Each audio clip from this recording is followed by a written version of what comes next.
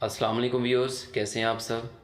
नई वीडियो के साथ मैं हूं मोहम्मद फ़ारूक। आज के इस लेक्चर में हम इंग्लिश बोलचाल के बारे में बात करेंगे। इसमें हम 3 चीज़ें डिस्कस करेंगे। सबसे पहले उर्दू से English translation, second one what is difference between British and American accent, and the third one phonetic transcription. आज की वीडियो बड़ी इन्फॉर्मेटिव है। अपनी स्पीकिंग स्किल्स को पॉलिश करने के लिए वीडियो को आखिर तक लाजमी देखें। चलें तो फिर शुरू करते हैं। सबसे पहले हमारे पास जो सेंटेंस है, आज कौन सा दिन है, what's the day today, British. Then हम बात करेंगे अमेरिकन के बारे में, आज कौन सा दिन है, what's the day today. Commonly सारे के सारे लोग जो हैं इसको एक ही अंदाज से पढ़ते हैं। हमें नहीं पता कि ब्रिटिश और अमेरिकन एक्सेंट में क्या फ़र्क है। बिल्कुल नीचे मैंने लिखा हुआ है फोनीमिक ट्रांसक्रिप्शन। तो ब्रिटिश की साइड पे अगर आप देखेंगे तो फोनेटिक जो ट्रांसक्रिप्शन है या जो फोनीमिक ट्रांसक्रिप्शन है उसके कुछ सिंबल्स दिए गए हैं, जैसे W और फिर जो है ना उल्टा A है और उसके बाद T है। तो ये जो सिंबल है ना W और ये जो उल्टा A है, ये जो W और इसके साथ उल्टा A है प्लस T है, तो ये जो A है ये आवाज़ देता है O। यानी वट को हम ब्रिटिश में वट नहीं पढ़ेंगे, वट को हम ब्रिटिश एक्सेंट में vote. What is the day today, what is the day today. तो ब्रिटिश में वट को वॉट, इज दी को द डे नहीं पढ़ना, डे, टुडे नहीं पढ़ना, today, what is the day today।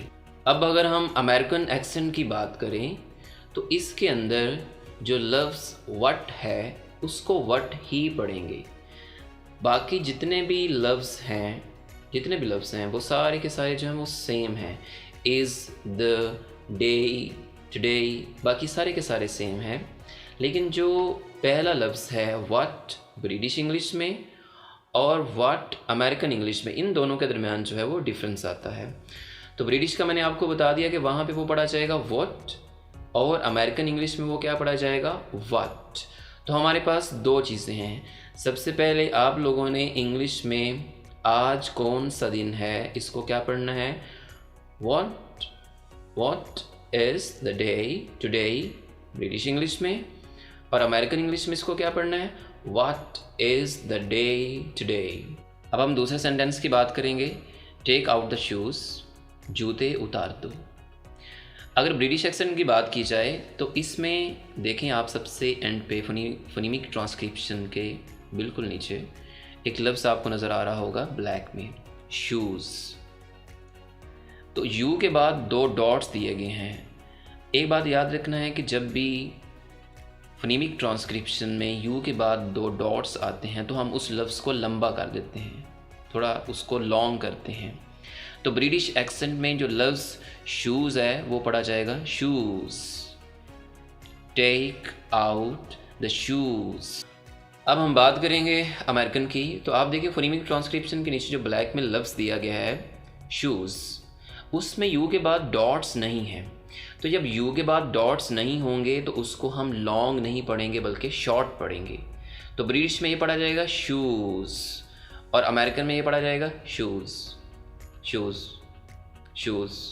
तो अमेरिकन में इसको आपने शॉर्ट पढ़ना है और ब्रिटिश में इसको आपने लॉन्ग पढ़ना है।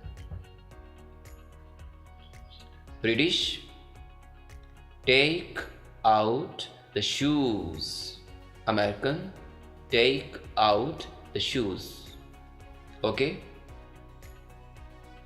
अब हम थर्ड सेंटेंस की बात करते हैं, आराम से बैठिए, please make your self comfortable,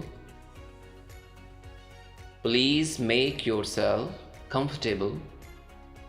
अब अगर हम फोनीमिक ट्रांसक्रिप्शन की बात करें तो हमने इसमें 2-3 चीज़ों को देखना है। کہ برٹش میں جو لفظ پلیز ہے وہ کیسے پڑھا جاتا ہے اور امریکن میں جو لفظ پلیز ہے وہ کیسے پڑھا جاتا ہے۔ اب آپ دیکھیں جو لفظ پلیز ہے برٹش میں، اس میں جو آئی ہے، آئی کے بعد 2 ڈاٹس ہیں۔ برٹش میں جو لفظ پلیز ہے فونیمک ٹرانسکرپشن کے نیچے، اس میں آئی کے بعد 2 ڈاٹس ہیں جن کو کالن بھی پڑھتے ہیں۔ تو میں نے آپ کو پہلے بھی بتایا کہ جب 2 ڈاٹس آ جاتے ہیں تو اس کو لمبا کرتے ہیں، پلیز پلیز۔ اب آپ امریکن کی بات کریں تو جو لفظ ہے پلیز، وہاں پہ آئی کے بعد ڈاٹس نہیں ہیں، تو اس کو ہم کیسے پڑھیں گے؟ Please please please. برٹش میں پلیز، امریکن میں پلیز۔ اس کے بعد جو لفظ ہے یور سیلف، برٹش میں اس کو ہم کیسے پڑھتے ہیں؟ بلو میں دیکھیں، your self, your self, you. بہت سارے اسٹوڈنٹس ایون کہ ٹیچرس بھی اس کو پڑھتے ہیں یور سیلف۔ ہم برٹش میں آر کی آواز کو سائلنٹ رکھیں گے، نہیں بولیں گے یور سیلف، یور سیلف۔ جب ہم امریکن انگلش کی بات کرتے ہیں تو اس میں یور سیلف کو your self, your self, your self, ہم اس میں تھوڑی سی آر کی جو آواز ہے اس کو نکالیں گے۔ برٹش انگلش میں یور سیلف، امریکن انگلش میں یور سیلف، یور سیلف۔ اس کے بعد ہمارے پاس 3rd ورڈ کمفرٹیبل، کمفرٹیبل۔ اب اگر برٹش انگلش کی بات کی جائے تو اس میں ہم آر کی آواز کو ساکن کرتے ہیں، سائلنٹ کرتے ہیں، comfortable, comfortable, comfortable. American English کی بات کی جائے تو کمفرٹیبل، کمفرٹیبل، کمفرٹیبل۔ تو برٹش انگلش میں پلیز لمبا کر کے پڑھیں گے، یور سیلف کے اندر آر کی آواز نہیں آئے گی، یور سیلف۔ پھر کمفرٹیبل، ہم برٹش انگلش میں کمفرٹیبل کے اندر آر کی آواز نہیں نکالیں گے، اور اس لفظ کو کیسے پڑھنا ہے؟ Comfortable, comfortable. اسی طرح اگر امریکن انگلش کی بات کی جائے تو اس میں پلیز شارٹ کر کے پڑھیں گے، please make your self, your self. اس میں یور سیلف کے ساتھ آر کی آواز نکالیں گے۔ اور جب ہم کمفرٹیبل پڑھیں گے امریکن انگلش میں تو پھر بھی آر کی آواز نکلے گی، کمفرٹیبل، کمفرٹیبل۔ اب ہم 4th سینٹنس کی بات کرتے ہیں، کیا مصیبت ہے؟ What a bother, American English, کیا مصیبت ہے؟ What a bother. آپ کو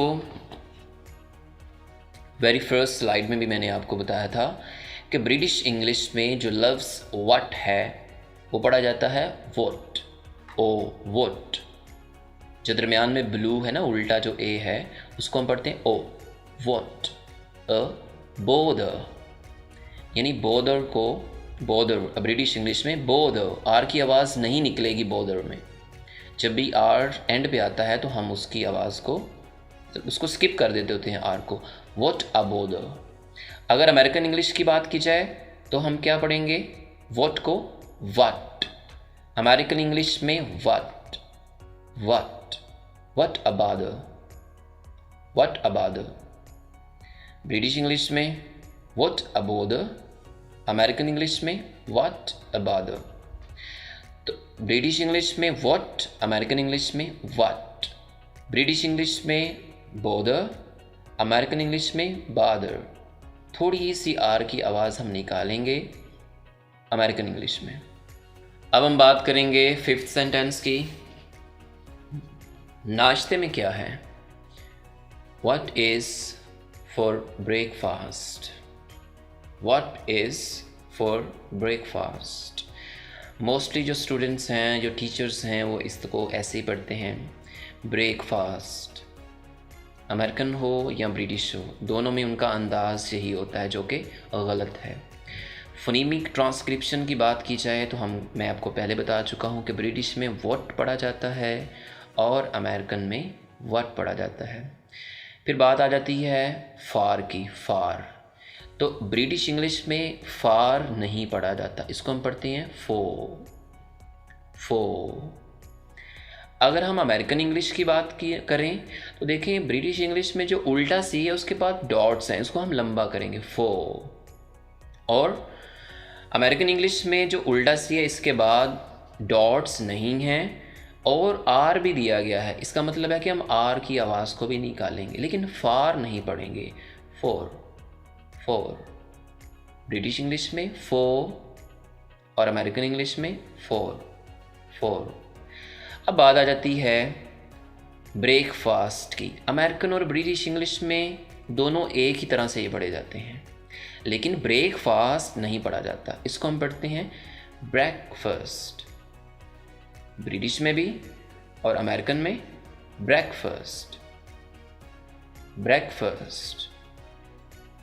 ब्रेकफास्ट।